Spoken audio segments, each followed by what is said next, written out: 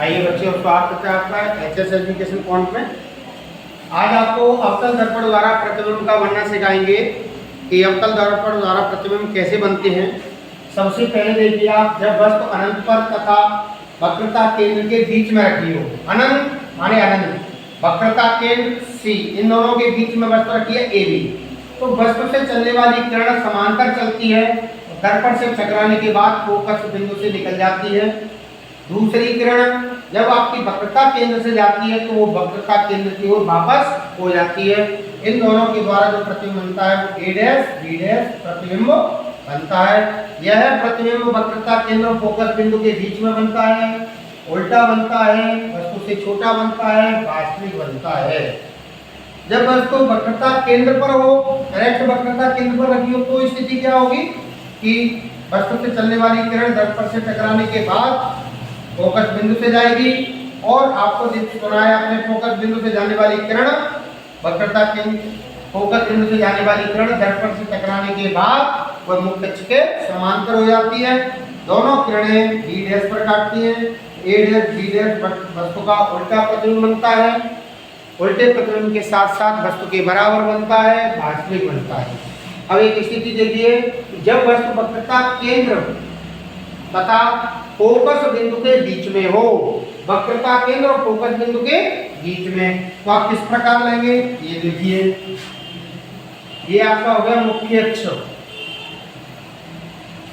इस पर आपके बिंदु हो गए, ये फोकस बिंदु हो गया एफ, ये वक्रता केंद्र सी, और ये रखिए बीच में कोई वस्तु ए और बी।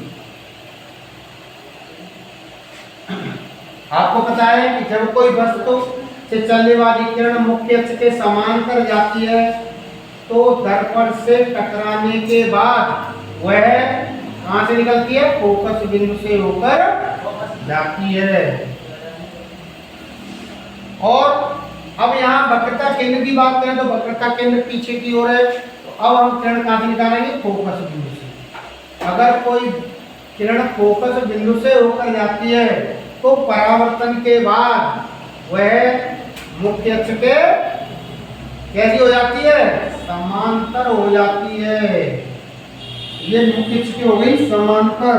अब आप देख रहे हैं कि पहले समांतर गई, फोकस बिंदु से निकल के गई, तो वो किरण ये है। दूसरी आपकी किरण फोकस बिंदु से जा रही है तो दर्पण से टकराने के बाद मुख्य अक्ष के समांतर हो गई। ये दोनों किरण परावर्तन के बाद किस बिंदु पर आकर मिलती है, इस बिंदु पर। ये बिंदु कहाँ है आपका, ये बिंदु है आपका, ये बिंदु हो गया आपका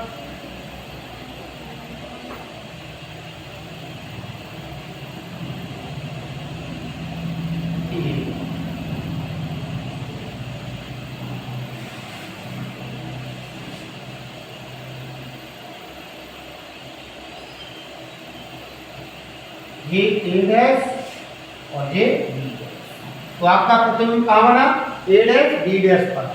किधर बना, वस्तु की ओर।